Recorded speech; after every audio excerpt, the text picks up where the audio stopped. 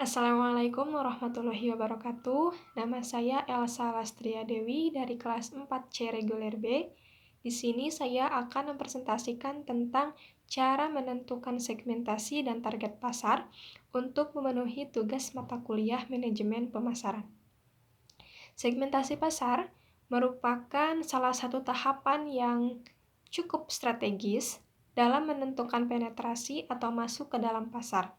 Setelah orientasi atau pengenalan pasar, perusahaan wajib atau harus berani masuk ke dalam pasar tersebut.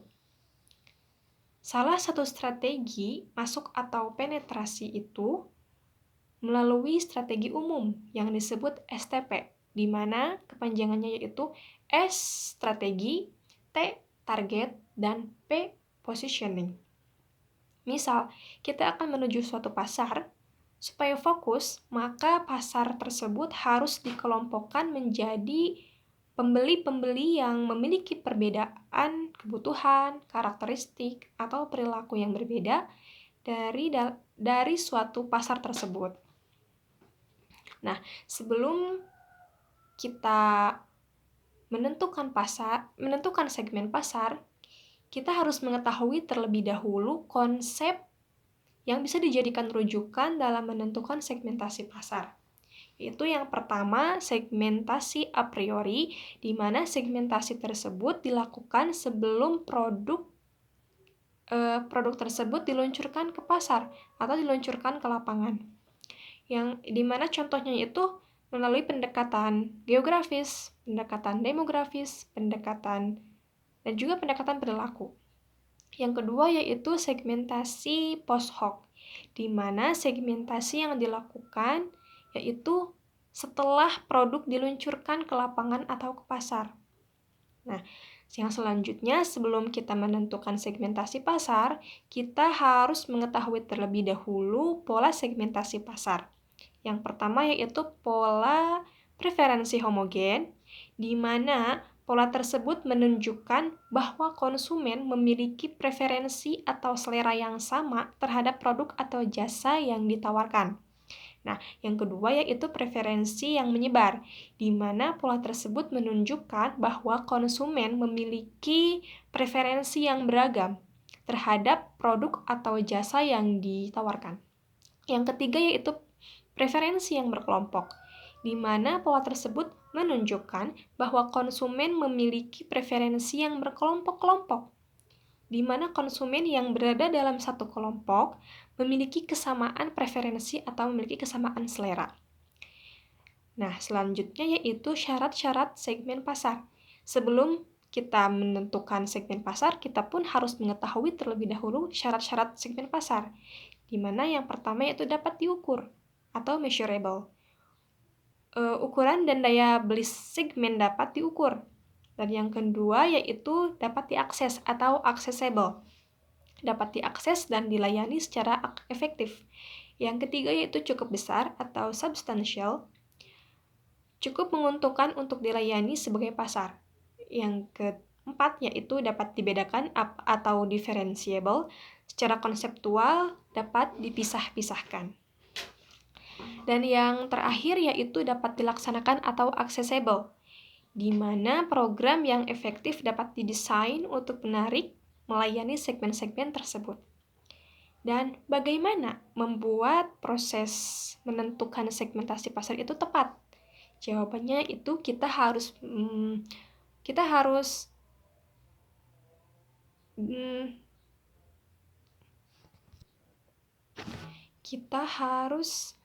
melakukan langkah-langkah sebagai berikut. Yang pertama yaitu mengidentifikasi bagian dari segmentasi pasar. Yang kedua yaitu mengumpulkan informasi pasar. Yang ketiga mengembangkan komposisi profil segmen.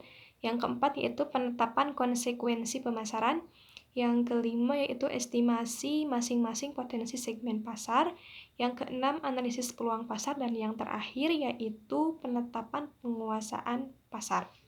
Setelah itu kita harus mengevaluasi segmen itu dengan cara ukuran dan pertumbuhan pasar, yang kedua daya tarik struktur segmen, dan yang terakhir tujuan dan sumber daya perusahaan. Yang selanjutnya yaitu cara menentukan target pasar. Namun terlebih dahulu kita harus mengetahui terlebih dahulu apa itu target market atau target pasar. Target pasar itu merupakan bagian dari segmen yang telah dibuat.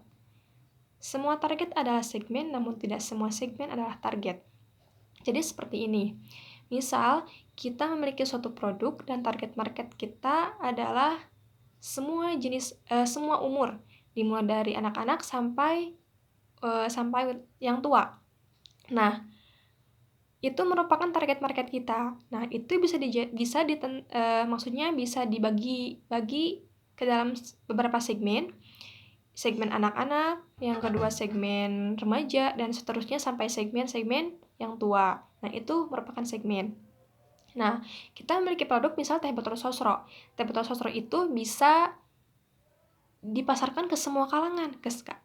Anak-anak bisa mengkonsumsi, remaja bisa mengkonsumsi, bahkan yang tua pun bisa mengkonsumsi. Nah, bila produk tersebut bisa dipasarkan ke semua kalangan ataupun segmennya dapat dijangkau, maka semua target bisa dijadikan segmen, seperti itu. Nah, yang selanjutnya sebelum kita memasarkan suatu produk, kita terlebih dahulu harus mengetahui problem-problem target market kita. Jadi kita sebelum memasarkan suatu produk, kita harus berbincang kepada target market kita, bukan hanya satu, namun harus berbincang kepada banyak orang, banyak target market, agar kita mengetahui informasi dari mereka, keinginan mereka, kebutuhan mereka bagaimana. Seperti itu. Yang selanjutnya yaitu menentukan target market. Jenis-jenisnya atau poin-poinnya yang pertama yaitu single segment concentration, maksudnya perusahaan memilih satu segmen saja. Perusahaan lebih bisa mencapai posisi yang kuat dari satu segmen dengan pengetahuan yang baik terhadap kebutuhan segmen sehingga bisa diperoleh keuntungan. Namun, konsentrasi di satu segmen mempunyai potensi risiko yang cukup besar, sehingga alasan inilah yang mendasari perusahaan untuk memilih lebih dari satu segmen. Yang selanjutnya yaitu selective specialization, yaitu di mana perusahaan menyeleksi beberapa segmen. Segmen yang dipilih mungkin tidak saling berhubungan atau membentuk sinergi, tetapi masing-masing segmen menunjukkan atau menjanjikan uang. Strategi ini lebih dipilih perusahaan untuk menghindari kerugian, walaupun salah satu segmennya tidak produktif, tetapi perusahaan tetap memperoleh keuntungan atau pendapatan dari segmen yang lain. Yang selanjutnya yaitu product specialization, di mana perusahaan berkonsentrasi membuat produk yang khusus atau tertentu. Melalui cara ini, perusahaan membangun reputasi yang kuat di produk yang spesifik.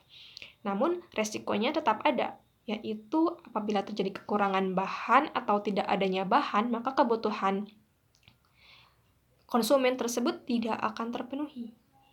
Nah, yang selanjutnya yaitu market specialization, maksudnya perusahaan berkonsentrasi melayani berbagai kebutuhan dari kelompok tertentu, hanya kelompok tertentu saja.